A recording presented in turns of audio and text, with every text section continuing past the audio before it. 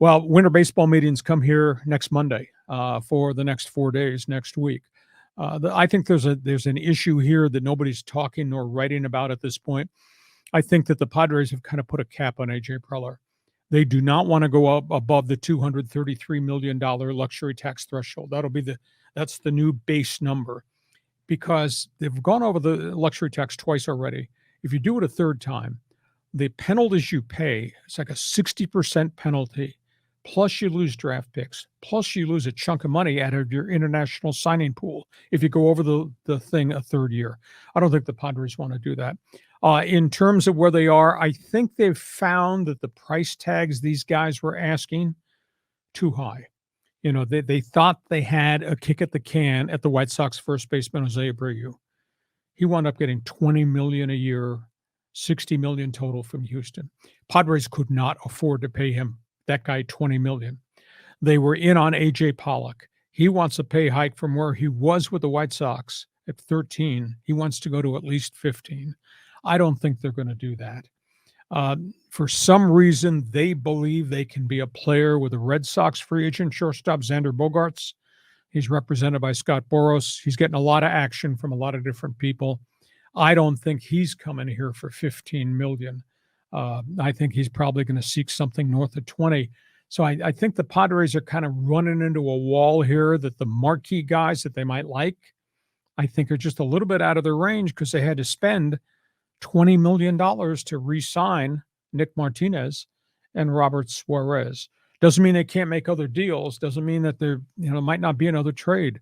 The hottest rumor out there involves Pirates outfielder Bryan Reynolds, but Pittsburgh is shopping him. He's got 2 more years left, $6 million this coming season.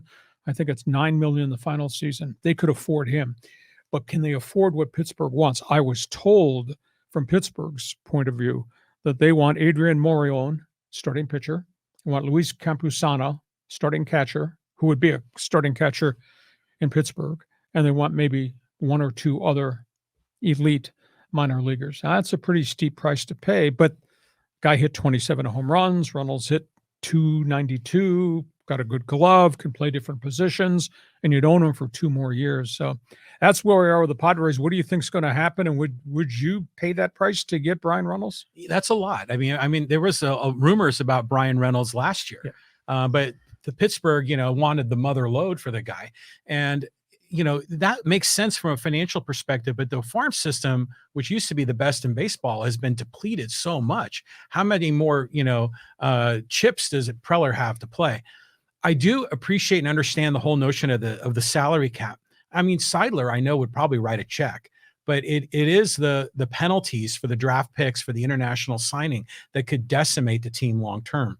So I get why they need to kind of operate under that barrier. The other interesting part that you talked about was Xander Bogaerts.